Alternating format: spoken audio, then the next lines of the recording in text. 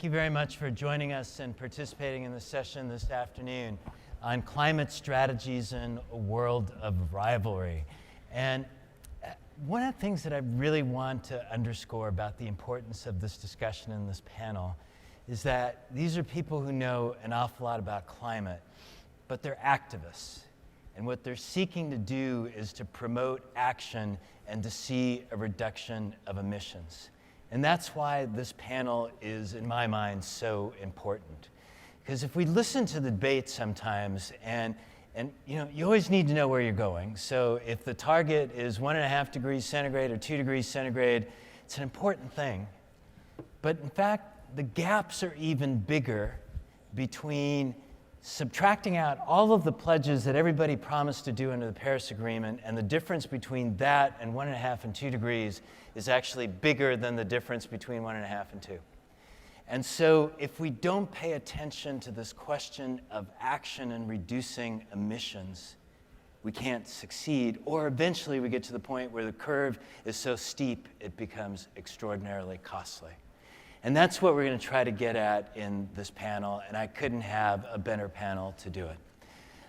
Ernie Moniz doesn't need much of an introduction, except, Ernie, I have your new company's name here, and I lost it in my bio information. But he's the CEO of his new company. Futures Initiative. Thanks, Ernie. Maria Zuber, if you think being the former Secretary of Energy is a cool thing, Maria Zuber is actually the really cool person on this panel.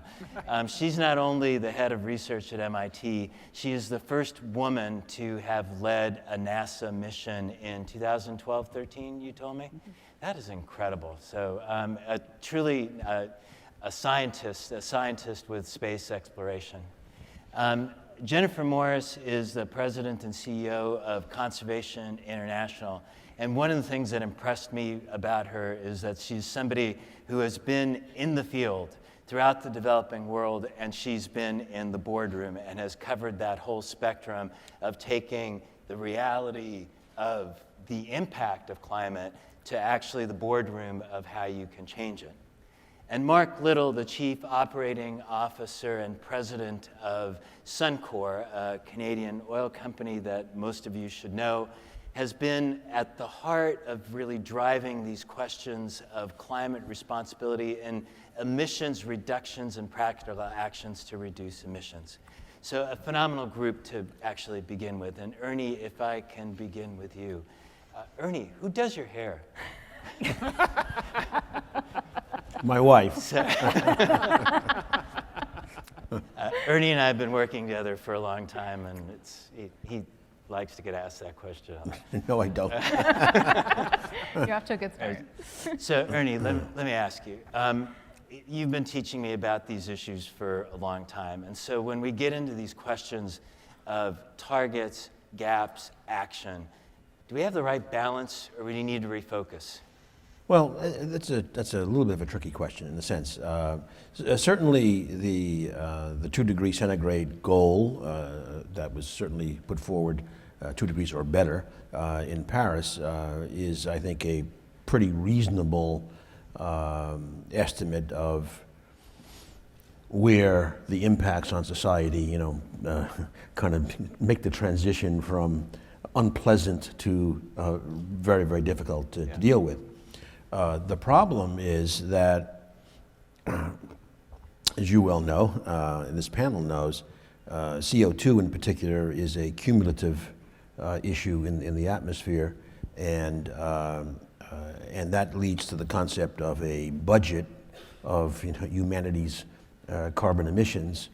And if you go through the simple arithmetic, basically you come out with like 2035.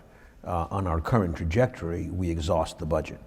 That's clearly not a very good way of meeting 2 degrees. So I think one of the real problems is that we certainly have not, since Paris, or frankly since Rio, which is a longer time frame from Rio to now than from now to 2035. We just have not really been bent the curve adequately.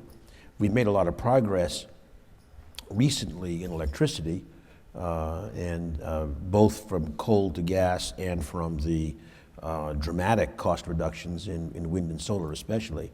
But the reality is electricity is only one part of the emissions profile. And when you, in the United States, transportation is now a larger segment, but transportation, industry, buildings, agriculture together are the dominant feature. And that's where I fear that we have not even developed the line of sight to where we get to low carbon on a reasonable timescale. So I think there's a big gap here, and we have to pick up the pace, and we have to pick up the pace of innovation, which I continue to feel is central to the solutions that we will need by mid-century.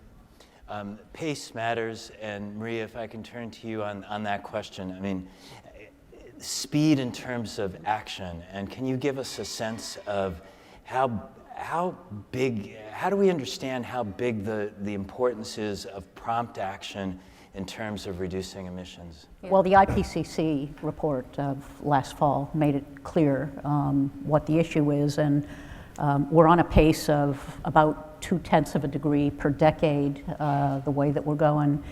And the decisions that we're making today in terms of emissions are basically with us for 1,000 years. So, Ernie said quite correctly that our progress isn't fast enough. One might argue that at least in terms of major governments who are really in a position to exhibit leadership, that we're actually regressing. So in the United States, we've made the decision to leave the Paris Agreement. There are calls for rolling back emissions. In China, they've made great investments in renewables, but yet they're still building coal plants along the Belt and Road, which would stand to just completely wipe out all the gains that they've made from those investments. And then Germany is shutting down nuclear plants and shifting over to coal in the wake of Fukushima. So these are three countries that are important countries economically, but where we've taken a step backwards. And unfortunately, this is clouding over the real genuine efforts that many in the industry are trying to make to advance understanding of this problem and to work towards solutions. Yeah, so let me build on that and turn to the flip side of the discussion, Jennifer, on the genuine efforts. Conservation International has taken an ecosystems approach to these issues. Can you first explain what that means and why it's so much more important to actually focus from that perspective? Absolutely. Thanks so much for the invitation to be here. So I think the science is pretty clear, as you've heard. We need to get to net carbon neutral by 2050 to avoid the worst impacts of climate change. But the reality is, if we all in this room and everyone in the world went fossil fuel free tomorrow, we still wouldn't achieve our Paris goals. And that's because every year about 15 to 20% of global emissions is coming from deforestation, primarily deforestation in tropical regions, forests and mangroves and other types of ecosystems which have high carbon value. We need a revolution that we were having in energy to invest in nature or natural capital. And what better sector, what better industry than the oil and gas industry to actually invest in that? You have some of the best minds on the planet in this sector of innovators. We've got to have that same innovation when it comes to protecting nature. The first issue is just valuing this, knowing that deforestation and investing in natural capital are part of the problem and part of the solution. Science tells us that at least 30% of the solution will come from protecting high carbon ecosystems as well as reforesting some of our world's degraded lands. But right now, only 2%, a little bit less than 2% of global investment is actually going into that space. So we need bigger scale innovations to actually change the trajectory that we're on when it comes especially to nature. And we have opportunity. So thinking about what can be done, there's degraded lands around the planet of 4.4 billion acres, the size of South America, that could be reforested to help us actually use nature's technology for direct carbon capture. And countries are stepping up. Over 500 million acres have been pledged by countries around the world to be reforested on degraded lands. And this was not land that will compete with food production on a growing planet. So the opportunities are there, but many countries, especially in Africa, that's pledged over 274 million acres of land through an initiative called the African Forest Landscape Restoration Initiative. In 30 countries, they're saying, yes, we want to do this. We need to help them. They need the financial resources and the technical resources to actually increase their country's natural capital. So the opportunities are there, but we've got to innovate and we've got to invest, and we have to do everything from carbon capture and storage to energy efficiency to changing our energy pathway, but we also have to remember nature's technology and invest there as well. So let's play out the story a little bit. Mark, let me go to you. And first of all, would you invest in reforestation? Maybe you do to some extent already. How attractive is that to you as an oil and gas company? Yeah, it's interesting that we've tended to look at a lot of this around protecting the environment or dealing with reclamation. And so I think to some degree, trying to figure out how do we invest in this as a carbon solution is really interesting. And I think two of the things that would have to happen is, one is to get broad recognition and understanding that this is a credible way for us to deal with carbon. And I think the second thing is that a lot of times the way that people are trying to solve this problem is within a jurisdiction. And so a specific government establishes a set of rules that over a particular region, but often the money can't leave that region and get credit for a carbon solution. And we as a company have been a huge supporter of a carbon price for literally over 2 decades. And the way we see it the most effective is establishing, in a perfect world, a global carbon price, and then as the money's collected, to be able to deploy that to the solution that has the most effect for the lowest cost. Because clearly that's going to be the fastest way for us to be able to deal with the carbon challenge. The dilemma with it is every regional government, every state government, provincial government, territorial government, they are making their own rules. Often they don't play well with the region beside them. We can't actually move more than 300 miles to actually come up with a solution, which isn't the best way of deploying capital. We are investing in this area today, as I mentioned, through reclamation. And the joy is that our progress is accelerating. So if you look at in the first almost 40 years that we ended up working on reclamation within our business, we planted about 4 million trees. We've planted another 4 million trees in the last 7 years. So that's progressing. And you see whether that's happening there or research that we're doing with fens, with US universities and such. So there's a lot that we're doing in the natural environment, but I think opening this up, I don't think that the oil and gas industry, despite our financial resources and our technical capabilities and our ability to execute projects, are not fully engaged in that this is a way that we can move forward. So most effective investments for the least cost sounds like a pretty sensible and straightforward thing to do. But Ernie, I mean, at times what's happened is that programs such as this, CCUS, have been called greenwashing. Is that fair, and why does that happen? Well, I certainly don't endorse that label. I think we certainly have made far less progress than I think we should have by this time in CCUS.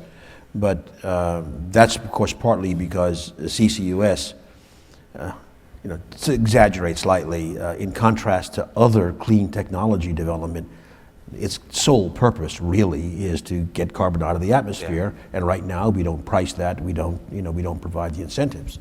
But in terms of certainly federal action, and we we did do some of this, but not enough, as far as I'm concerned. A broad program on CCUS, and I mean broad. I mean, the S, for example, would include not just geological sequestration, but biological sequestration. On the utilization, by the way, in terms of CO2 for large-scale commodities, we frankly are nowhere to speak of.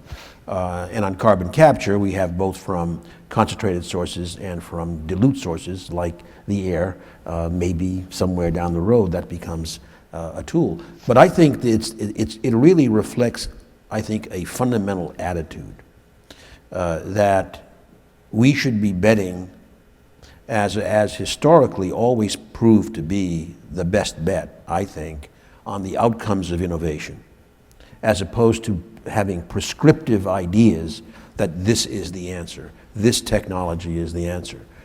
It flies in the face of reality for one reason, because it's patently obvious that low carbon solutions will be very, very different in different places, places with very different climates. So my view is we need to be investing in a very, very strong portfolio of developments to give us as many tools as we can use, and use that toolkit inevitably differently in different places.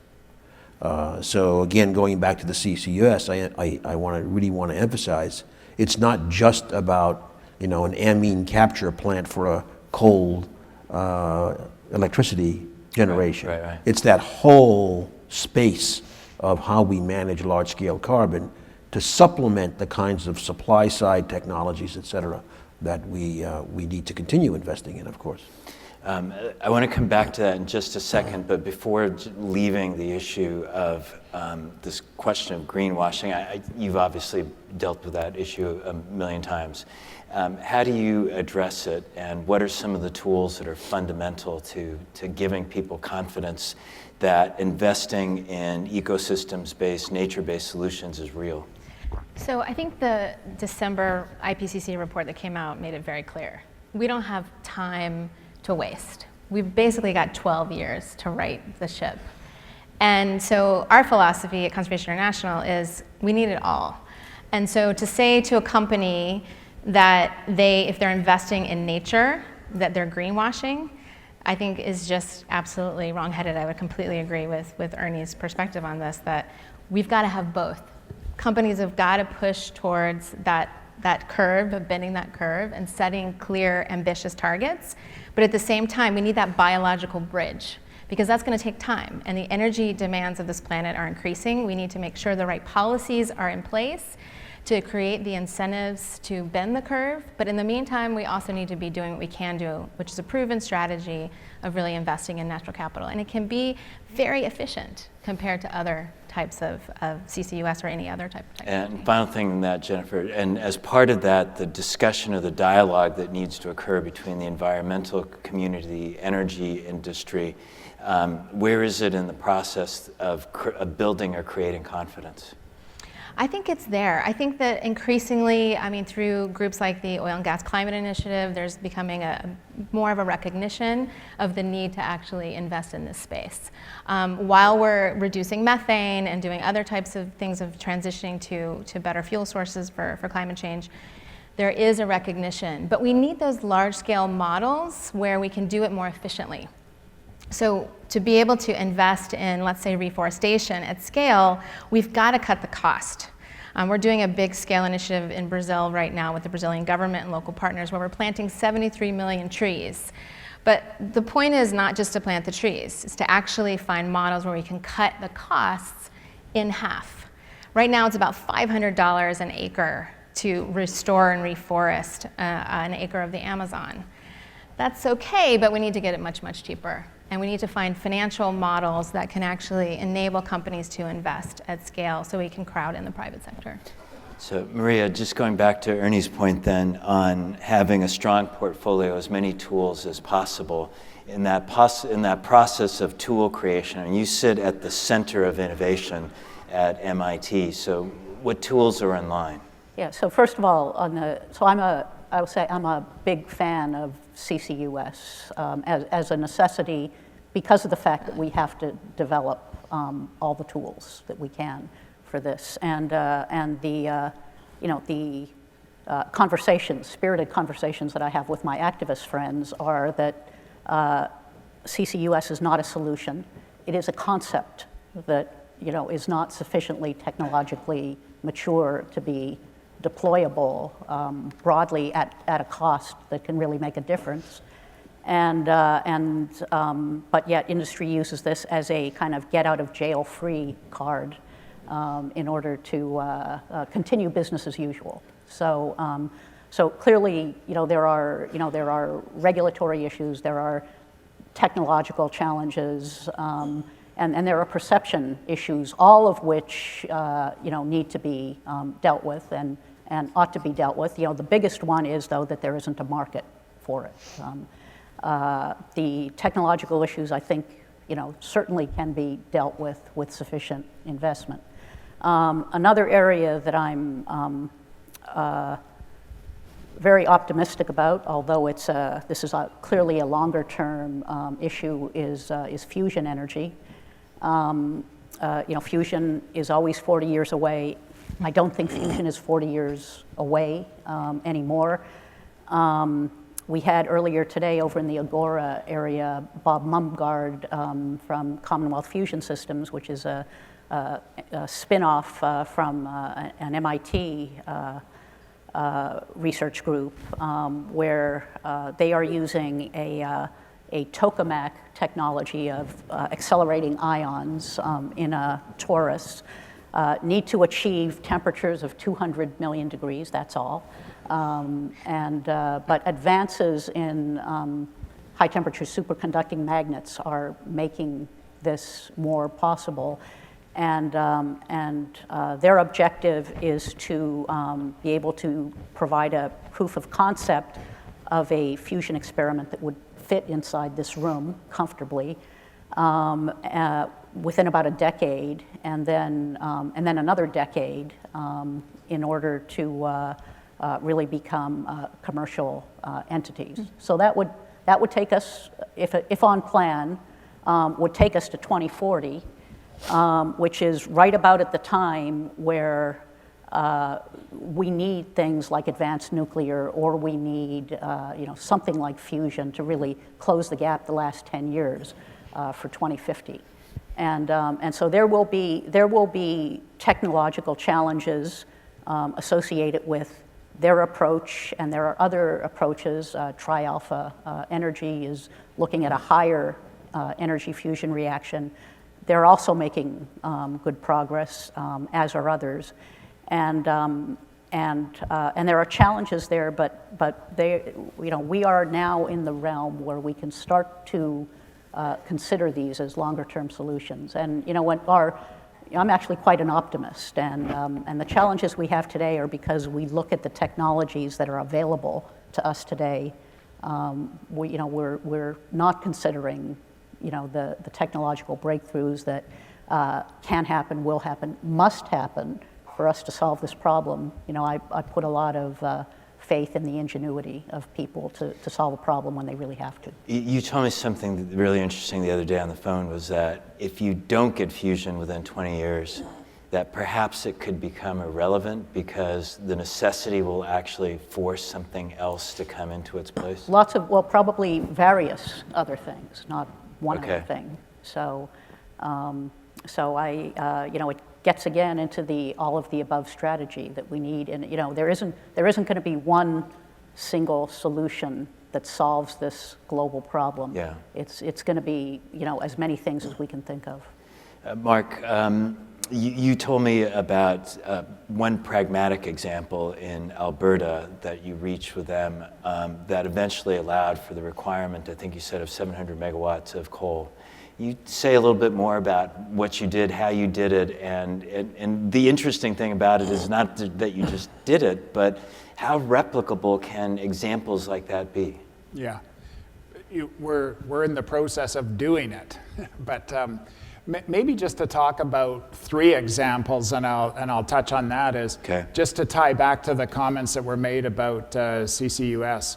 It's interesting. One of the things that we're really excited about is we produce Canada's oil sands, and one of the backlashes against it is the fact that it has high carbon emissions per unit of per barrel. So in thinking about this, and it's a kind of a similar concept, I call it accelerated carbon sequestration, but we literally produce this barrel out of the ground, and in the production facility use a chemical process to extract carbon from the barrel, put the carbon back in the ground before it ever becomes a greenhouse gas emission, ship that barrel into the market, and we've reduced the overall carbon footprint on a life cycle basis by over 10% on that. Okay, it's not solving the world's problem, but I think the point is that in everything we need to find creative solutions. That one of the things that's really interesting about that is that the carbon actually doesn't have a lot of value. So we're finding not only it not only reduced greenhouse gas emissions, but it improved the economics of the way this is done. So now you have a financial incentive to be able to move forward. The example that you were talking to is, one of the things we've done is we take these barrels, we process them through our upgrader, and it creates petroleum coke. It looks a lot like coal. We've used that in the past to make steam to provide the energy to run our process. And so we've been thinking a lot about, okay, this is not going to fit with the future of how we move forward. How do we reduce the carbon footprint? So what we're talking about is putting in a large cogen, 700 megawatts. By doing that, we switch from petroleum coke to natural gas. But by putting the cogen, we also now can put 700 megawatts of power out into the marketplace. In our province of Alberta today, we produce about 5,000 megawatts from coal, electricity from coal. So not only can we switch our fuel, but now we can provide 700 megawatts onto the grid, shut down coal-based electricity generation, and it's a double win. We get stronger, the electrical grid gets stronger. These are practical solutions. The first technology I talked about, we invested over $5 billion implementing that technology for that particular operation. The cogen is over $1 billion. So these are real solutions. And then one other thing that I think ties with some of the comments that have been made is, one of the things we've traditionally done in environmental technologies is we've competed with all of the people that we compete for our resource. And so the oil industry has all these companies. We're out, trying to secure the resource and develop ours and get access to pipelines and all sorts of things. So the intellectual property with our environmental technologies, we've protected just like everything else because we're competing. We're against each other and we're trying to win. What we realized is we need to stand back and look at this in a broader way. And one of the things, I think this is one of the most exciting opportunities we came up with, is we eventually decide to do the exact opposite that we've literally been doing for 70 years. Is instead of competing and hiding our technology, and then if somebody looks at it and thinks, wow, I want this in my own operation, now they have to design the technology around my patents and they can literally spend tens of millions of dollars in 3 years trying to figure out how to get around my technology while accomplishing the same thing. We decided, change all of this. Let's actually just share all our technology with each other, because the pace that we need to move needs to go much quicker. So we now have 10 companies that have shared 1,000 technologies worth $1.5 billion, and the entire industry's progress is starting to accelerate. Land, water, greenhouse gas emissions, in all of these areas. It's really exciting, but I think that's part of the challenge is, how do we collaborate differently? How do we work with people we haven't worked with before to try and accelerate the pace so that we can deal with this challenge head on? Yeah, well, I see a partnership forming right here. Could I jump in there? Yeah, please. So Mark, just to add to that, I think what you just hit on is critical. We know that there's a challenge for this entire industry, and developing those sort of pre-competitive initiatives to actually fix this problem is critical. And I think that what your company is doing, and other companies, I'm sure, in this room, of thinking in different ways, it's in everyone's enlightened self-interest to get this right, to take more carbon out of the atmosphere while still producing energy for a growing population. So the more we can do that with technologies, human-built technologies as well as nature's technology, I think the better off we'll be. So I put as a sort of a call to action for everyone here to create a shared space And for can you kind of say a little bit collaboration. more about the relationship that you have right now with the oil and gas industry? Sure. So we take a very pragmatic approach. We have both a sort of emerging cooperation with the Oil and Gas Climate Initiative, because it is this nice, about 30% of the marketplace, this nice collaboration of companies that have come forward and said, we want to reduce methane, we want to create incentives for natural sinks. But then we have individual relationships. I'll give you one example. We have a wonderful partnership with BHP Billiton around large-scale investments in natural capital, in natural sinks. And we've been able to show that if you go all into a place, you can actually create the right models for both sustainable development and the reduction of deforestation. In Peru, in a place called Alto-Mayo, which is an Amazon transition zone with the Andes, we've been able to double coffee production in just 4 years while cutting deforestation in half.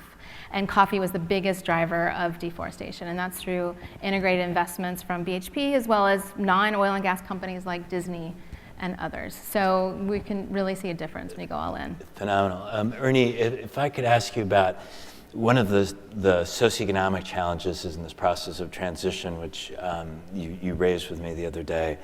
And you gave me the example of the movement from coal to gas and the socioeconomic impacts it's had, the political impacts, the displacements.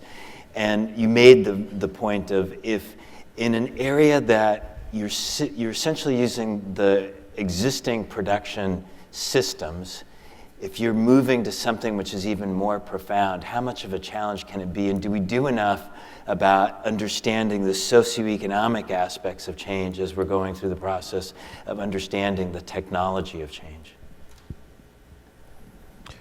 I'm not quite sure. I know what the question is, Carlos, but nevertheless, I'll answer it. It was your point. So I'm not smart enough to ask that question, so I'm just repeating what you told me.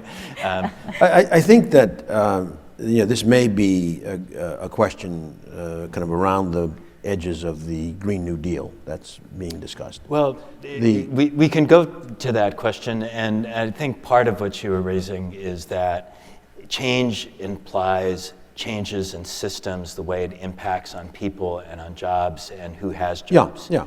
And so how do you do it? Yeah, and so I'll continue in this vein. Then again, I think it's very important that the Green New Deal discussion certainly has had, from my point of view, the benefit of really bringing a focus to the climate needs that we need to address. I think what it really adds to the discussion is some of what you were alluding to, namely the idea that as we address this, the climate needs, we have to understand that the impacts are very different on different socioeconomic groups, in different regions, different jobs, et cetera, and that in thinking this through, we need to keep in mind those socioeconomic economic issues. And just to make it clear what I'm talking about, just as an example, so let's say that, and it's not the only solution, but the only approach, but let's say a carbon emissions price is the way to go.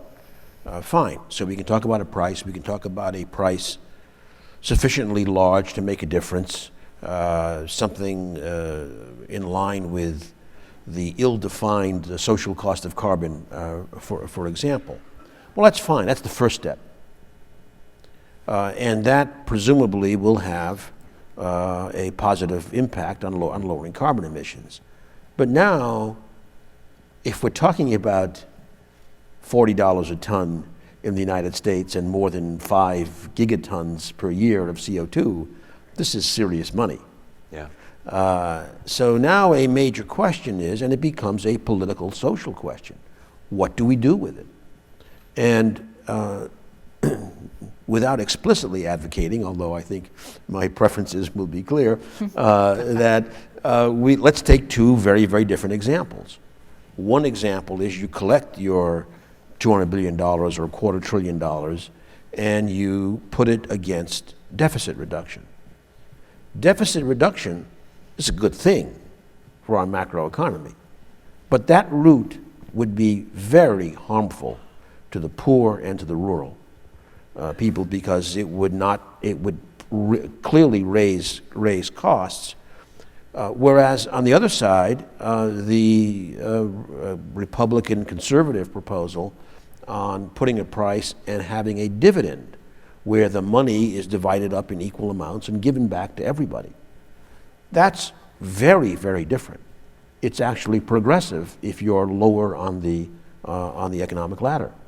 So without, I'm not advocating necessarily one particular choice right now, but that's kind of what I meant, that we have to address climate, but also think through the socioeconomic implications, because I don't think that has gotten enough attention. Yeah. So I think the Green New Deal proposal, I think, has raised that in focus, which is a good thing. Now the question is, what was proposed is not a real proposal. I mean, now the program has to be worked out, and that's where I personally think that. And I can by the way, I can also note that President Obama in a discussion late in his term reinforced as well that if we don't start doing better at forging the political coalitions to move the ball forward faster, we're not going to get there. Yeah. And that means, in my view, putting forward pragmatic, practical solutions that fold all of these factors together. And some would argue that, well, that won't get us there as fast as we need to go. I would argue it'll get us there as fast as we can go. Yeah. And that's what the Earth is going to respond to. Well, you've just responded to 3 questions on the Green New Deal and carbon pricing. So, all right. So thank you very much. That was extraordinarily efficient. But before I let you off the hook, you've commented publicly about the difference between the Green New Deal and a Green New Deal. Can you elaborate? Well, that's what I mean, what I effectively just said. I say a Green New Deal is an approach that brings those 2 strands together, yeah. The carbon and the socioeconomic. Now, the Green New Deal has to be defined. What's the program? How do you price carbon, for example? Mm-hmm. What do you do with the money? That's just one example. Do we really get, frankly, in my view, a much more aggressive innovation portfolio for all of those difficult to decarbonize sectors? The heavy transportation, airlines, industry, high temperature process heat industry, agriculture. These are tough sectors, and if we are going to succeed, we have to succeed across the energy economy and not just feel good about what we've done with electricity. Maria, at one point go ahead. If I could just add to that. So, I think a lot of people in this room probably would just dismiss the Green New Deal as, a package of liberal fantasies, okay? But, climate change, socioeconomic challenges for a large cross-section of the country, and our crumbling infrastructure, okay? And these are all factors that ought to be bipartisan, okay? And that just, there's a real opportunity here, as Mark alluded to, for partnerships and coalitions to form to deal with these questions. And so while the details of the Green New Deal, aren't going to go anywhere anytime soon, the challenges that are encompassed in it, are things that we really need to embrace. Very good. And Mark, just picking up on one piece of this on carbon pricing, you mentioned it earlier. Obviously, it's been used within Canada. Has it been a good thing for you? Something to learn from, lessons to draw from it? Yeah. Well, we're big believers in markets, as you can imagine, running a oil and gas company. And so we think that markets are a very efficient way of creating change and allowing all of the innovation and creativity and focus to find the lowest cost and most efficient way to be able to deal with the issue. I think one of the challenges you find is that everybody's trying to do this in these small areas. And so because of that, often they negate the market forces that we're trying to support by it. And so in some cases, you'll find that the money funnels it all the way back. And I think sometimes the messaging people even get out of it, it's like, wow, the more carbon we produce, the more money I'll make. Like this is a profit to them. And I think the challenge with it is we need to be able to do this and have a broad-based carbon tax so it affects behavior, and then try and figure out what's the best way to utilize those funds to be able to change the future. And I think that's just an enormous opportunity because it's not going to happen without leadership and being able to move forward. And I think one of the biggest challenges is as we get shorter and shorter on time to make a difference, it seems to me that this conversation is getting more and more politicized. And often people are turning their attention to figure out, well, who can we blame? And resources and money and effort is going into like, okay, well, let's fight over who's to blame, instead of pulling together and having a real concern for the environment and using, and particularly in the oil and gas industry, the technology, the capability of the people, and project execution, and turning our attention to how are we going to solve it, because time is short and and we need to do things differently. So one of the things that's emerged that's part of that solution set is how the investment community gets involved. I think most people here are familiar with the Task Force on Climate-Related Financial Disclosure. The whole idea was to understand, as companies make investments, are there vulnerability of assets because of climate change? What metrics do you use? How do you measure emissions, the intensity of emissions? Jennifer, has that been constructive for Conservation International?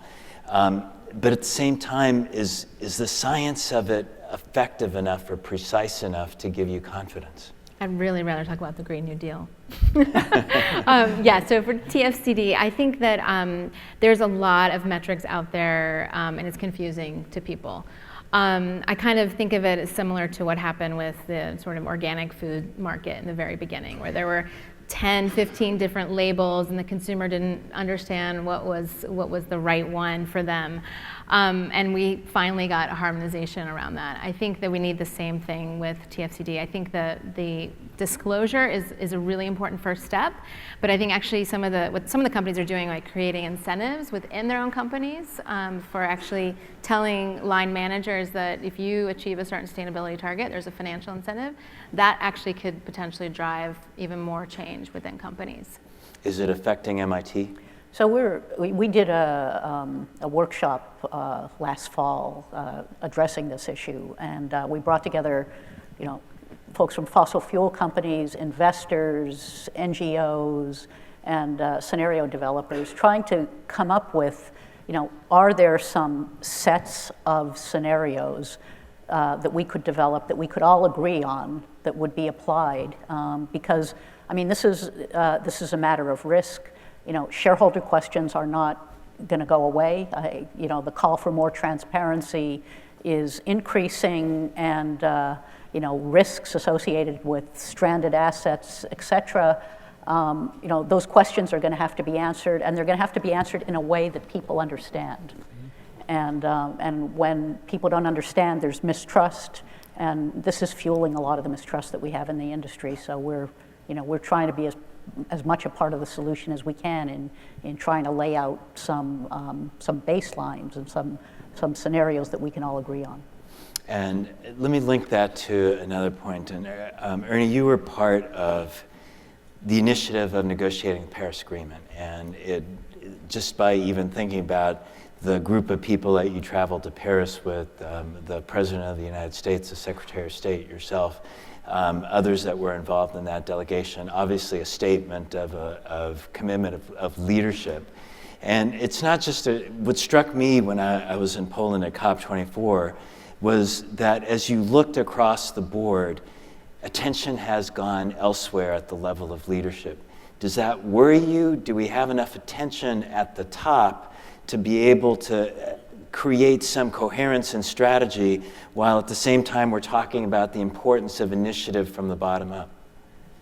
No, I'm very concerned about the lack of the dissipation of leadership that we've seen internationally in the last couple of years. I think here in the United States, the good news is that, well, in fact, going back to the President's Paris announcement in June of 2017, the reality is that states and cities made it clear that they were going to, if anything, pick up the pace of their own efforts, which have been absolutely essential to the progress that we have made, and very importantly, business. The commitment of business to say, look, fundamentally, especially when you're talking about businesses with capital allocation decisions measured in decades rather than months or a year, that they were going to also hold the course, I think shows that the foundation is there. But in the end, while let's face it, right now, especially in the Western world, kind of preoccupied with a lot of big governance issues in terms of democracy, et cetera. I think what you said is exactly right, Carlos, that there's kind of been a loss of focus. And I think it's eventually going to take the United States to reassert that focus and bring people together. Look, to me, the seminal event that made the difference to get Paris done in December of 2015 was the November 2014 joint press conference of Presidents Xi and Obama. That kind of told the world that, U.S., China, we're coming together, we've got to go this way. Clearly in Paris, it was not a one-size-fits-all approach, but the fact that essentially every country in the world acknowledged it, I think was an acknowledgement that it's messy, but we're going to go to low carbon.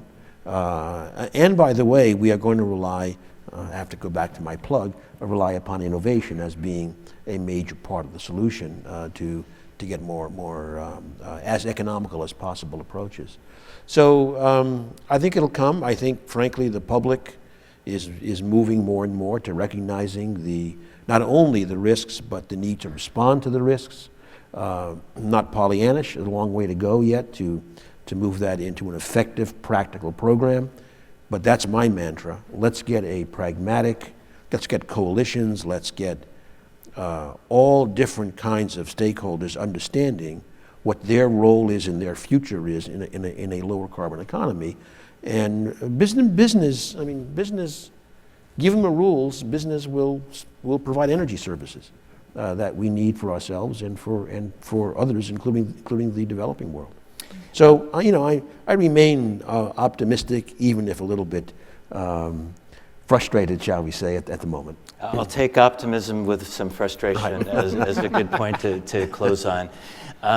This is a challenging topic. The urgency of it, I think, is one that came through in this discussion with this panel. It struck me the importance that was struck about, we need to know what the end goals are, but the end goals aren't a substitute for action, and that speed indeed matters. And we heard two different dates, which I think are worth remembering. In general terms, 12 years, right? Things that have to happen in the near term to drive down emissions in the near term, 40 years, commerciality of big solutions. These are things that are worth keeping in mind because it gives us a sense of concentration of some of the things that have to occur and happen. There's a lot of talk about the importance of an array of tools. It's not going to be one solution, but there needs to be innovation that's driving those various tools that lead to cost-effective solutions. As Mark told us, you need to find the ways that you put in money that has the biggest impact, right? It seems like common sense, but let's try to do it. And to be able to do it, one of the things that's fundamental is partnership. Right? If you try to concentrate that and hold on to the knowledge, we don't spread it and we don't move it around as quickly as we need to in order to be able to succeed. I think that in the end, as Ernie has just told us, it's going to be messy, but it is going to be lower carbon. We are going to get there, and we're going to get there because it's a collaboration of governments, of academics, of innovation, of civil society, of non-governmental groups, and that all of those directions need to move together to not only Business. and business. Sorry, I thought it's so instinctive. I thought I'd said business and private sector in the process of doing it because you guys have the capital as well. And so all of these pieces really do have to come together to really effectuate change. You really brought it out well. Let's give the panel a hand for the discussion. Thank you.